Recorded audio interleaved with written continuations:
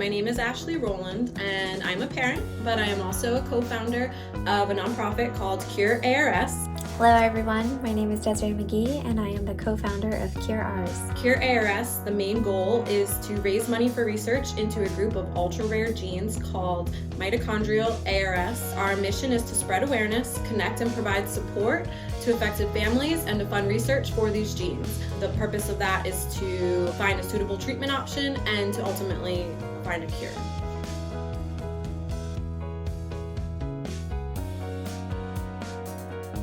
What is mito?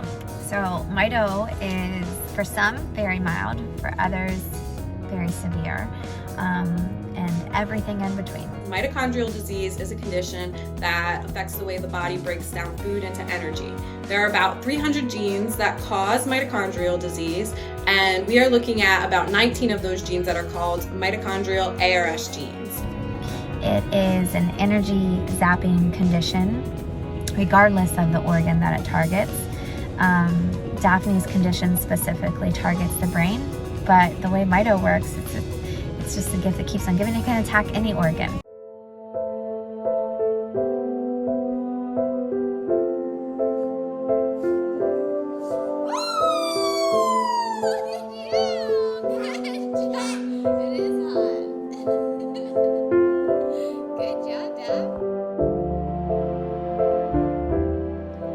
Hi, I am Desiree, Daphne's mom.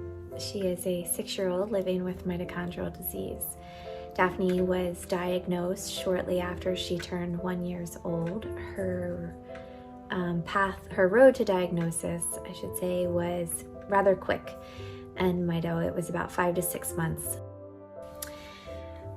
She was a normal, healthy baby at birth.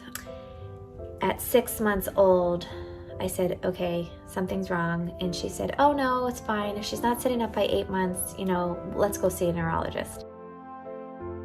The blood work showed abnormalities pointing to a mitochondrial dysfunction of some kind. We went to more doctor's appointments than I can possibly remember. They were very lengthy, 2 to 4 hours for each appointment. We were there multiple times a week.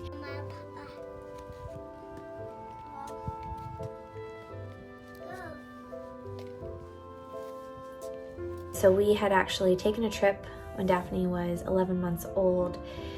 On that trip, we call it, she suffered a neurological regression. There's no real clear definition of that, but in our eyes, what it meant was a regression in the sense that she lost her hands, the use of her hands, arms, and the ability to roll over. So her hands were clenched into a fist. She couldn't push up into, a crawl position. She could not roll over at all. She was very handicapped in mobility, and it was terrifying.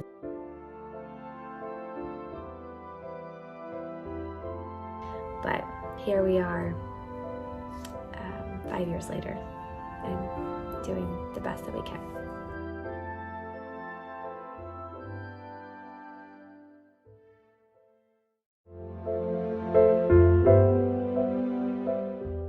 Her disease type is known to cause a progressive brain disease, and it is genetic. And her gene is called AARS2. It has many different names, but it causes a white matter brain disease. And there is no FDA-approved treatment or cure, and it is potentially terminal.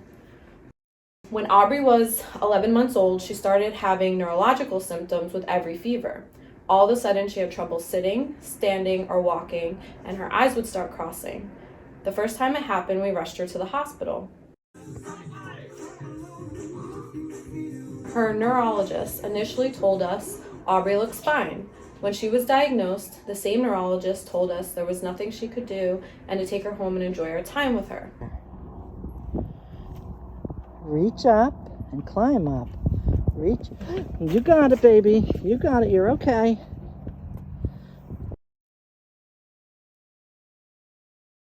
On that day of her diagnosis, I was told she could die and end up in a wheelchair, unable to speak, and there was nothing I can do about it.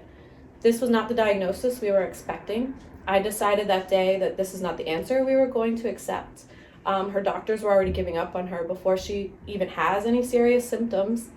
Hello, doctor. I need to go home right away. Bye-bye.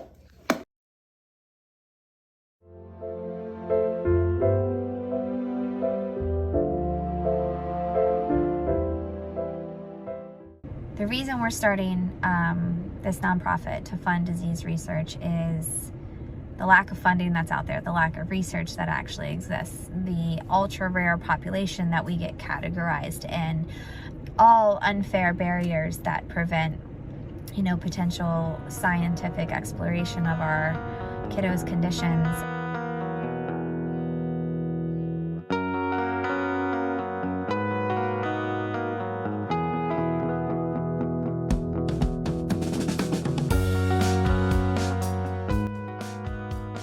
CureARS was created by two families with the goal of saving our kids' lives. Desiree and I were connected because her daughter and Aubrey both have ARS genes. We immediately decided to try to join other families together, and we formed a group on Facebook. We reached out to researchers to gauge interest into the genes, and we decided to form this nonprofit.